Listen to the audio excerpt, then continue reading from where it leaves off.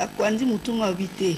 na papa nkusu tout le jour to le bela kara o ba mindele ne basali to bongate o ba mindele basali boepo comment se développer te papa nkusu lelo biso na yo biso nyos en tant que ba congolais to lingi to yeba po yo za vraiment la bonzebi mingi na ebite sa lo pe bonzebi ozana o ya makasi to lingi to yeba nini oyo ba congolais bango mo ba ko sala pour être Congo et comment bongo développer. Qu'est-ce que nous devons faire? Matondo mingi ya yambo pono pesa mino epai ya moto esengeli oyeba bokono azobela pe bokono azobela esengeli oyeba eloko oyo esali po bokono bwango yango wana mbala mwa mingi bato balobaka te papa nkusu alingi kosatake kaka na bamindele mais siko mindele bakende biso totikala biso na biso mitema mabe makambo mabe nde ndenge wana nini faut tosala biso eloko tosengeli tosala ya yambo ezali tovanda biso banso esika moko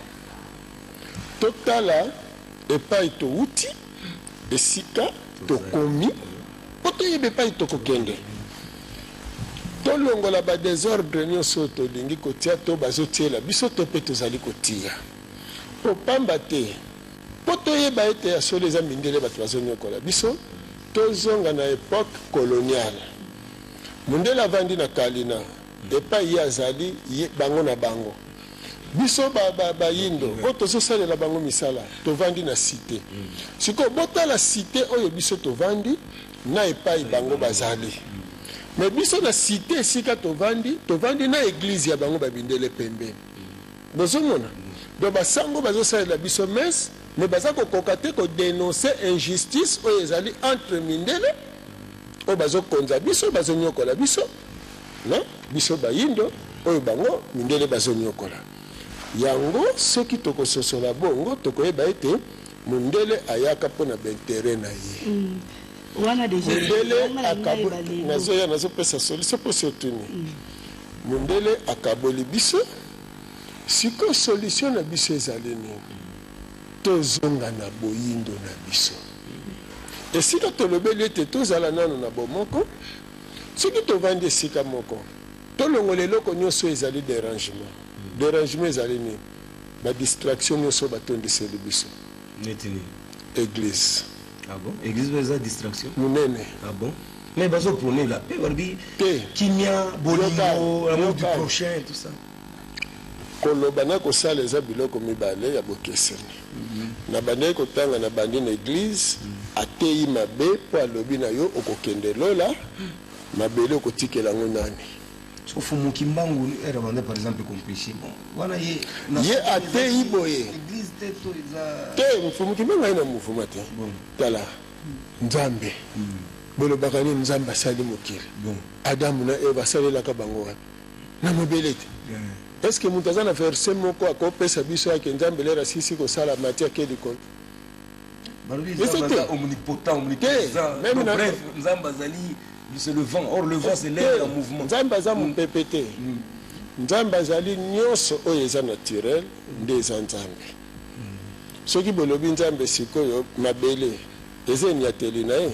likolo nda avandaka sikoyo bolobaka nzambe telema kotelemela na likolo to na mabele sika nyataki. Alors yango wana nazoya mpo na limbola ete mutu mwindu congolais esengeli ayeba epai ya uti esika komi pour asosola sikoyo ete distraction liboso eza église distraction mibale masanga distraction ya misato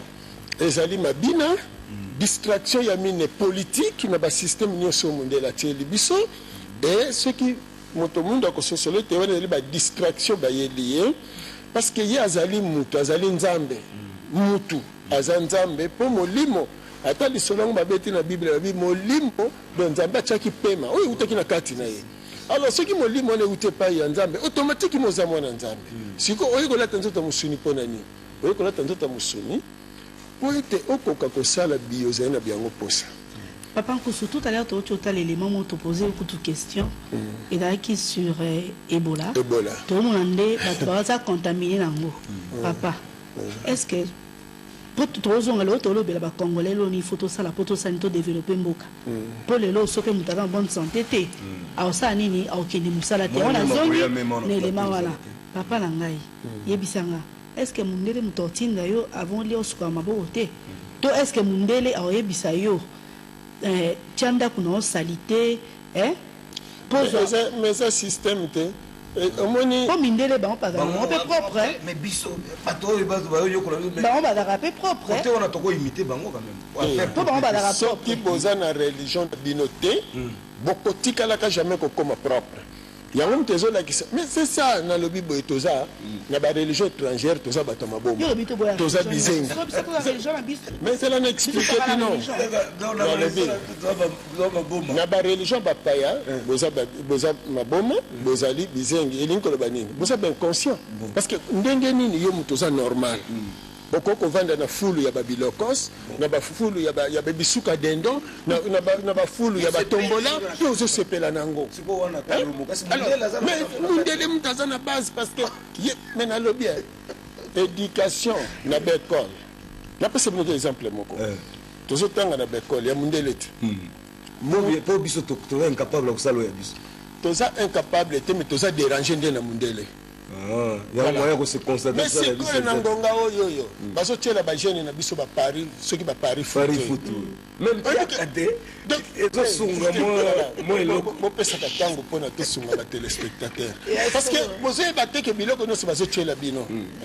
ata ndenge omoni mimi wana azongala wana atie elongi wana boye mundele azobebisa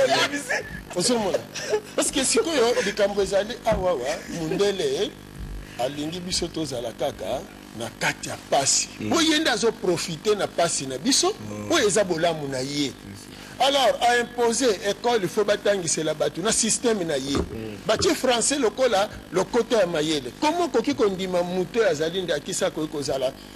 toloba bapoliticien ndenge bazosala politike na mboka soki bazosala politike na mboka eza mpo na mboka na biso ekende liboso mais komo koki kozwa mwasi no na bana okoki kotia epa bamindele oyo bazobundisa biso. Non, là, on par exemple Papa Nkoussa. Par exemple français. Ces années, tu se retrouves Papa Nkoussa Zamko Loba Kikongo, Nana Zoloba Chiluba, X Zoloba Lingala. Moi, langue officielle, et ça dit que tu peux communiquer quand même. Français. Lingala, et Zoloba Mapena Makasi, Nakata RDC, Nabisopani, Tozango, Tezalata, le Kota de Zala. Mais ça va quoi, mon sous Lingala et Lobama? C'est ok, par exemple, dans le Camboté. Français mundele mutayaki nango siko tango mundela yaki te ngale ko se communiquer te na tuni mundela ko sangisa biso bya kaboli biso mais langue na vi par rapport à langue comment ça la monnaie que biso mo peto mi kaboli politinga mutaye bisinga boye par exemple imi omoni full ndaza wana Sylvain François Kalonjipanu alinga rote zo eloko chela ebomaye papa kusoma est-ce la salle na obi na dénoncer poison ya on a lobi papa moi te que biso mo ba indo pe to la pas responsabilité pour cela na boyi na lobi ke ndeni ko yebisanga boye po na ndeko langa Sylvain François Kalonjipana ngai nde na zabo na yoka makambo lobi te ya mayele mabe papa po na nini biso moko pe ba indo te omoni pa ibozo kende bokene fait bozo tika cause bon tozonga bombo poison eza no minoko na biso to ya ba mindele na français parce qu'on a lingala poison ça na kombote c'est là nano na tuni bino nano biso to bandeli poison bon wani za na français bino ke botaka mutema mabe na pe bino kanda kisa ba pasteur o bazoteya bodingo bon 10 pasteurs basilisi koteya 23h ba se retrouver na réa bis bango 10 ba utoteya bodingo transport ezate voiture moko ye wana ya 4 places nani akotikela moninga mata papa utoteya bolingo oza pressé bango nyonso bakowela balobi sauve qui peut aide-toi le ciel t'aidera osomona mais soki 15 voitures etandani eye wana elandani okomona bango babandi kokende kokota malembe yango moto elingi koloba ete ntango carence ezali motema mabe ebotami tout à fait ntango bomengo ezali motema malamu alors sikoyo zelaka nazokende kokolisa makanisi ntango mokonzi ya mboka azoloba tosala bilanga tolona tobongisa banzela tokota na misala biso bilenge bakangeli ye jeunesse nyonso na otage mutu nyonso alingi azala bureaucrate bozokende kotanga na bakelasi oyo baza kolulisa bino poto alors que mindele babongisi poto na bango basiatique babongisi Asie na bango Moyen-Orient barabe bazobongisa epa na bango mais epai na biso banani bakobongisa c'est ça biso moko mais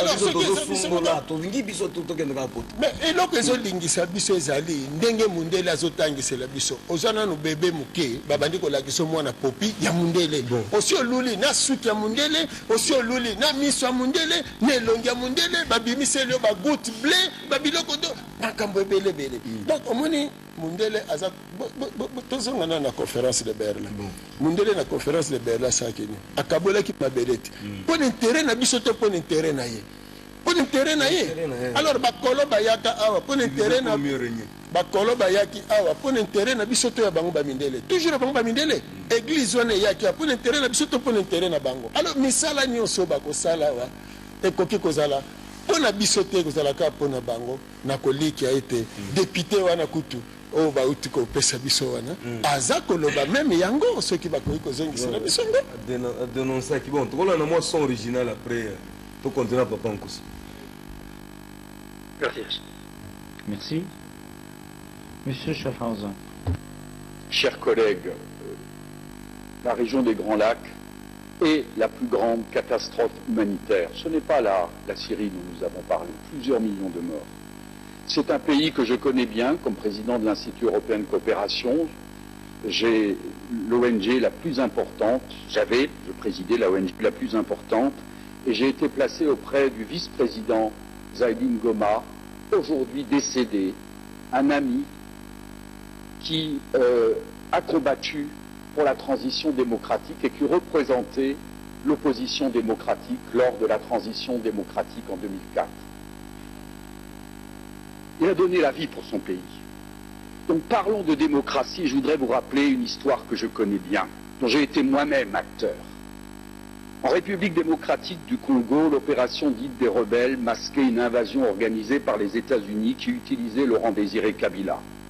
Pendant qu'il avançait, les envoyés de Clinton signaient des contrats sur les mines, comme les hommes de Biden actuellement en Ukraine. Parlons de démocratie. Laurent Désiré Kabila, stoppé par la France et l'Angola, se rapproche de la France car il estimait que c'était les intérêts de la République démocratique du Congo. Vous les Belges, et je peux donner des précisions si c'est nécessaire, avec l'autorisation des Américains, vous décidèrent de l'assassiner. Joseph Kabila lui a succédé. Il fut votre homme, mais préoccupé de la souveraineté de son pays et de son indépendance, il ne vous convient plus. La RDC a besoin de stabilité et non de votre interventionnisme orienté selon des intérêts variables. Toute nouvelle instabilité dans cette zone équivaut à condamner à nouveau à mort des millions de civils. C'est toute l'Afrique subsaharienne qui s'enfoncera dans le chaos si cette région tombe à nouveau dans le chaos. Ce dont l'Afrique a besoin, c'est de souveraineté, de développement autocentré, que des gouvernements légitimes se préoccupent des peuples africains et de son développement. Oui à la démocratie souveraine, d'une vaste coalition démocratique, avec Joseph Kabila, pour l'avenir de cette région où l'interventionnisme occidental a tué de 4 à 5 millions d'Africains de la région des Grands Lacs. Ce dont les Africains ont besoin, c'est d'être maîtres chez eux. Voilà, Papa Nkusu, tout le monde a dénoncé. Il vient Gaza Mundele. Il y a autre lobby en tout cas, Bamindele peut malam bazali, bango nyonso baza mabete. Owana, posi yinde libango. Kala kala boyoka ka bango bongo. Posi koyo basi ayebi esika oyo bakomi mupepe ya somo ezoyela bango. Na bandi bozoyoka na poto kuna bakaniki le tomboki na Californie kuna ba moto ya kosakana te bamba te. Bisope ba Ebola wa. Ebola bango nde bayaka nango. Po ndenge nini Ebola ekoka komona na bakisi ezalele pa na bango. Ekotikalaka kosalema te pe kozala te. Ye moko ye na maladi na ye nde wana eza ba jeune na bango ya ba makambu na bango. Yango toza kolimbola boye. Siko mundele wana maye alobi. Bolandi malamu. Est-ce que Papa Nkusu apesi ye mbongo? Te. Mais tina nini alobeli yango?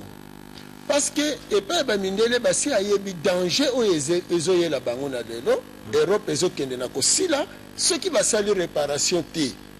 bakosila bakozika yango sikoyo bakongole tata mokeli akela biso bayo na convention spirituelle ya mokili ya molimo bakomi ntina niveau mindele bake kozwa mindele mpo baya balobela bino mayebo osengeli boyeba balobi bien te lelo bamindele babelge na baaméricain bato baboma Moïse Kabila lelo lisusu président Kabila aza koconvenir bango te ozomona balingi balongola mais boyeba bien qu'Afrique centrale oyo bosala erreur te neleko ya Afrique eza na posa ya indépendance nango Congo eza na posa souveraineté alors comment babelge baza kofinancer opposition et bandeko na biso mosusu ya opposition bandima koservir mindele au moment où 58 ans après indépendance toza ko se retrouver dans le néant souveraineté na biso ezomonana te mabele na biso eza ya bango bazo continuer kokonza yango bomengo na biso yango na tozokufela parce que bolandi wana député wana lobi baza ko signer ba contrat minier donc il y a ba minéraux na biso alors ce qui est lolenge wana population oyo ezolanda biso na bisika nyonso mpe bauti kolanda ndeko mundele wana makambo alobi takoyebisa bandeko ya opposition mpe bandeko ya majorité tovanda esika moko biso bato tokodeside mpo na sort na biso bato tokodeside mpo na destine na biso et non Europe ya kodeside na place na biso parce que ceux qui baye kodeside mpo na place na biso ekozala mpo na intérêt na bango lelo tala na nini na Kasai ezali mabele ya diamant kende na Katanga mabele ya cobalt ya uranium kende na est or na coltan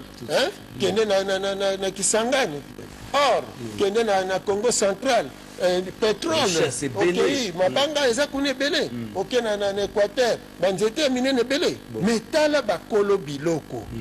bakolo minéraux botala sorte bandako bazolalela est-ce que wana ko interpeller biso te pona ko bakeno le plus mauvais des mauvais za mundele oyo yalingi ke bomengwana ezala ya ye pe bongo aza kozwa bandeko na biso bayindo aza ko entretenir aza ko se servir na bango ko se la bango pona ko nyokola biso alors ceux qui botali bien bandeko na po bondima bien ke bazali bamindele ya loposo moyindo basi na bango na bana na bango babombaka bango kuna vacances nyonso bakendeke na poto ngakuti na kosenga pe na ngai na kosenga na président de la république na village na ba député ba voter mibeko ba voter mibeko okoki kokamba te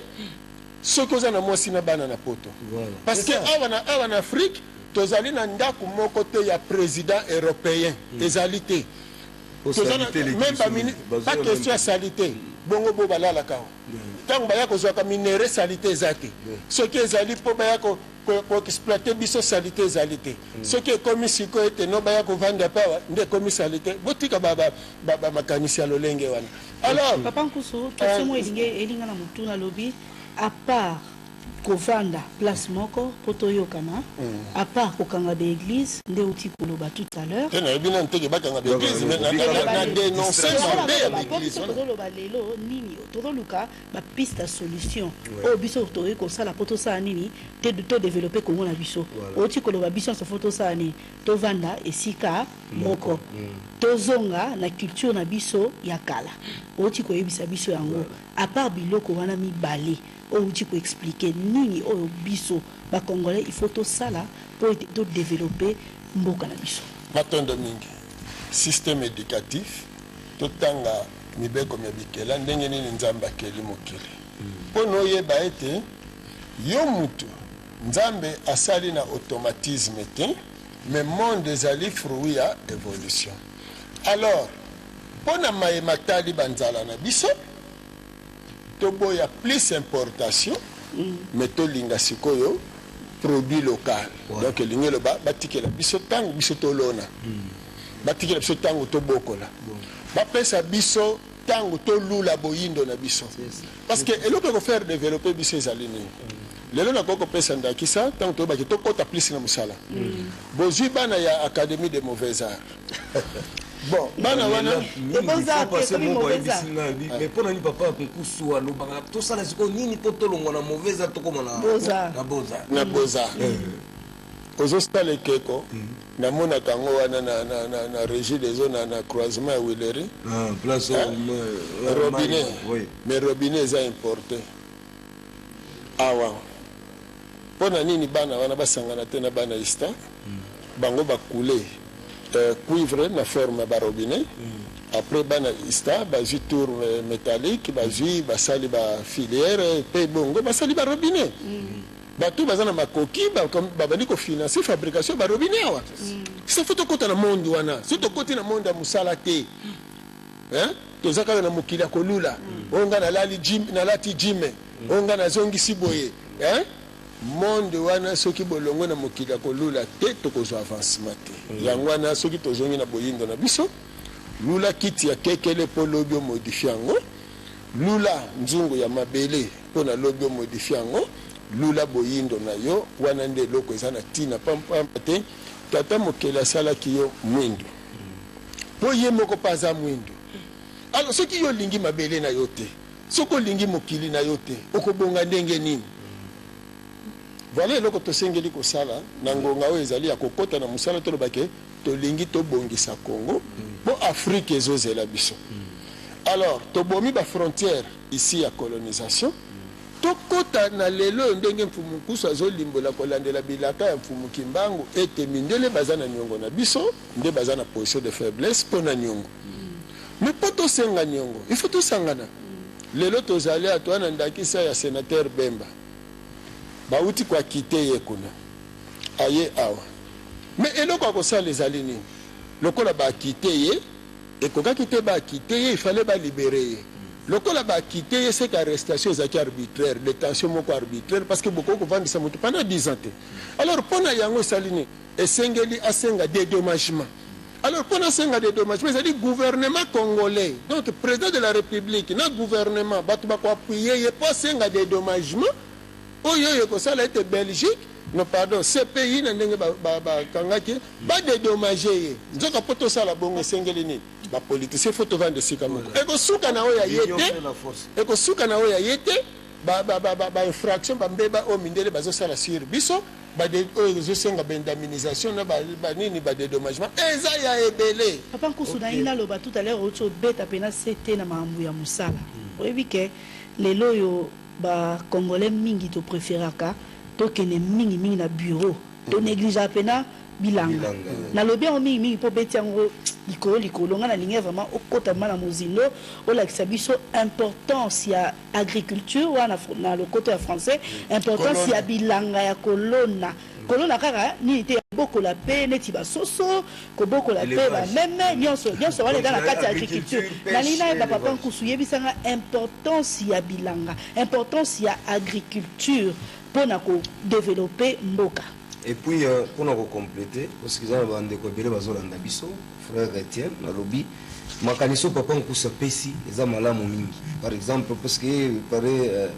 sali gros plan sur bandeko na biso ya académie de beaux-arts abi pourquoi pas dans les prochains jours organiser une conférence moko kuna na académie de beaux-arts comme ce côté ya bango vraiment na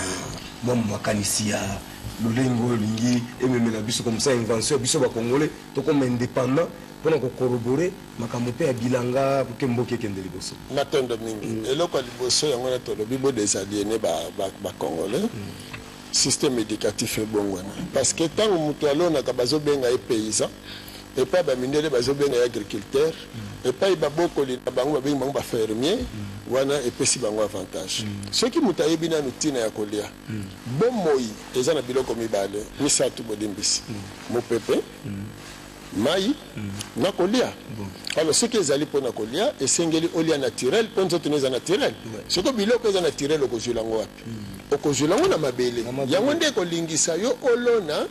na biloko ya bokeseni pon zo na yo moko soko ye kolia ngo ko sosolete za bokeseni okolia matungulu naturel okolia mbinzo naturel okolia mayebo naturel okolia bilolo naturel bitekuteku naturel okolia mikungu bandindi nyonso ezali naturel pon entre-temps, au la recours, même engrais chimique, ils ont détruire nous autres parce que biloko baloni na engrais chimique, ils ont pesa taille na ndunda, mais ndunda zana âge wana ya ndunda te, alors azana fer te na kati na ye, alors globule rouge a eu difficulté pour produire makila, c'est ainsi bozomo les ala mikole les ala bana mike carence ya makila. Parce que normalement bakoy ko perfuser, bakoy ko transfuser mutute. Parce que poni bakoy ko transfuser yote. Molimo evandelaka na makila ezodirige nzoto na makila nzoka bakoki kozwa molimo ya mutu mosusu te batya na kati na yo mais sikoyo na bacirconstance oyo tozovivre nango ya bacarence oyo ebelebele boye parce que kolia ezali mabe bokolia basoso ya taille ya mokolo mais age ya moke donc makoki ya bososo aza nango te mbisi toloba te nde tala esika difficulté to pasi ezaleli makasi alors eloko ekomisa bato conscient ezali mateya soki moto asi asosoli ke sante na ngai eza na kolia akobongisa milona akobongisa oyo azobokola alors na ntango wana toana posa te toyoka mundele atindela biso biloko na mais mundele alingi te tozonga naturel mundele alingi te to raisonner na état naturel alingi ezala artificiel te eza cher soki bakongolais bakenda bakongolais bayebi ke kolia pena oyo ezali mbisi ya moto moko eza pe cher papa elo olili yo koyebisa bandeko na mpo ndeko na nga congolais ye wana moto akende na ye na équateur ou soit ake na ye na Congo central ake abuki bilanga na ye elo olili yo koyebisa bango elo olili yo koyebisa bango mpo batya mpe biloko na baprimo ya talo mo ya malamu mpo bandeko na biso bacongolais bakima oyo ezali biloko ya mindele ozali kodenonse balia biloko eza bio bato bazalaka na mwa bajardin oyebike motunano ya yambo nanto yanoli te oyo ya eteni ya bana académie de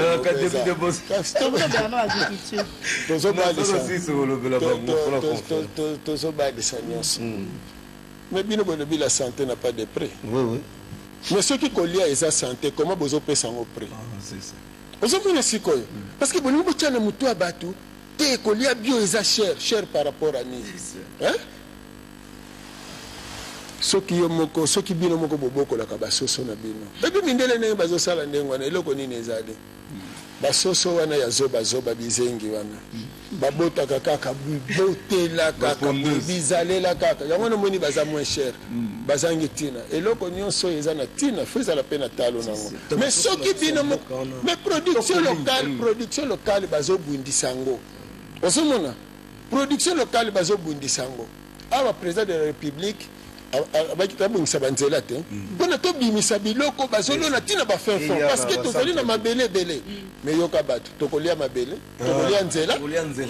ozomona mpo wana nini mundele alingi te bosala meme banzela alors ke ye ntango ayaka awa eloko ya liboso asalelaki makasi ezali banzela mpona kotia banzela biteni nyonso e atindi kaka bato plus na agriculture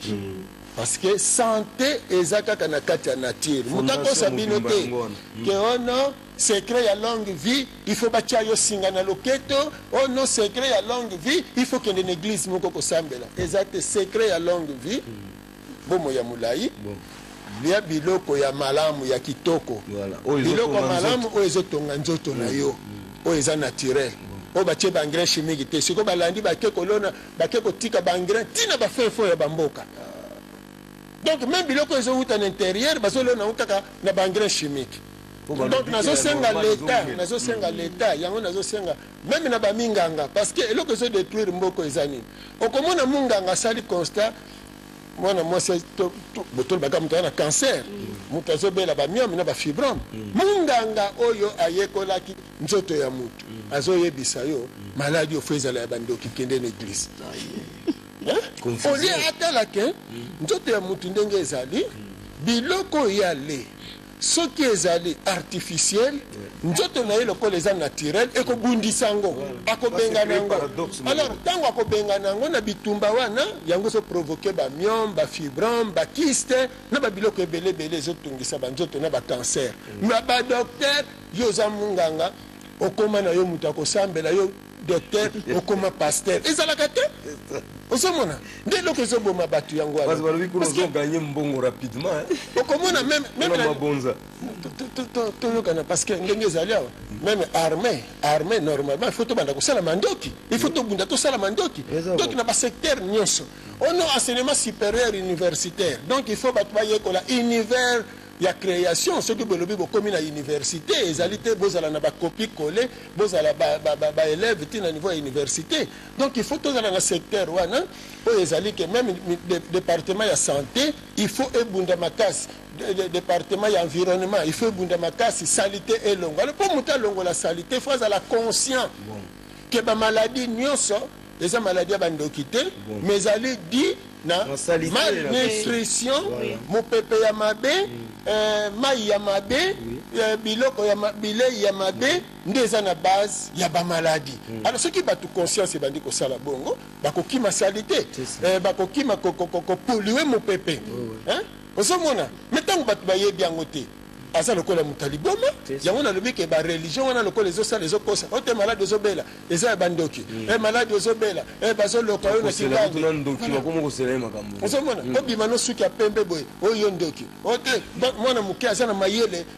mayele ya kotuna mituna koma mwana oyo atunaka boye aza kaka ndoki Papa Kusu tolandi yo vraiment na bokebi mingi tosepeli mingi ndo ebisi biso il faut tosangana tozonga la culture na biso tosala musala to lona tolia biloko ezali bongo na baengrais chimique te siko tozonga mpe ala motuna na biso oyo moko lien mingi ya bana académie de Provenza Papa Kusaka yo moko Provenza jour nini oko envisager quand même organiser conférence parce que problème eza nini kaka ndenge pe bien que mon peuple périt par manque de connaissances.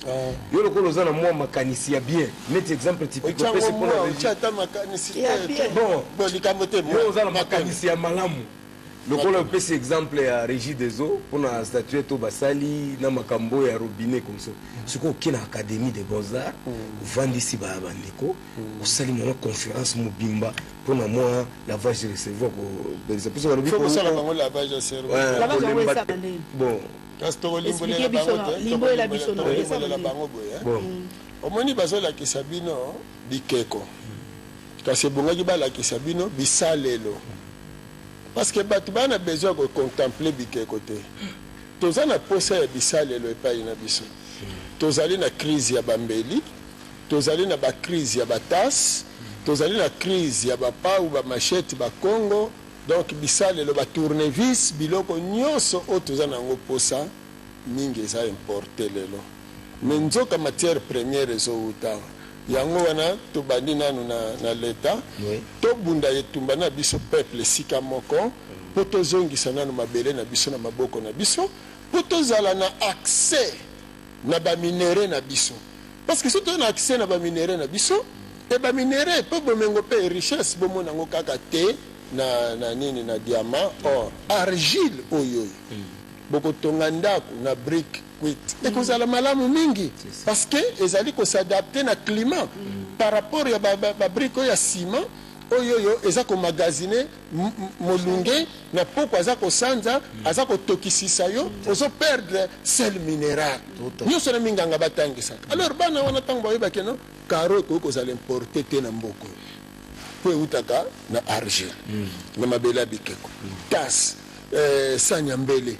omoni esprit oyo molimo oyo bana ya académie bakoki bazala nango alors lolenge moko na bana ya ista siko foto balisa bango parce que bana ya académie bango baza kokule déjà donc lokola bayebi kokule déjà bameto lolenge wana tokorenforce moto wana bana ya ista baye tozwi bapiese mituka arbre cam il faut couler acier il faut tout mélanger ce qu'on fait nanine pour tout acier donc ce qui se passe acier vous allez arbre à cam vous allez villebrequin bana académie ba ko couler mais ko pesa ngo forme finale ko bongi sango bien bana ya station ko baye concrétisation voilà le lenge wana tolobe boteni to sala moteur mutuka donc zo kaka moteur ba mindele si basala bon bango ba mindele basali moteur biso bato yambo bato sala kango to zika ko wana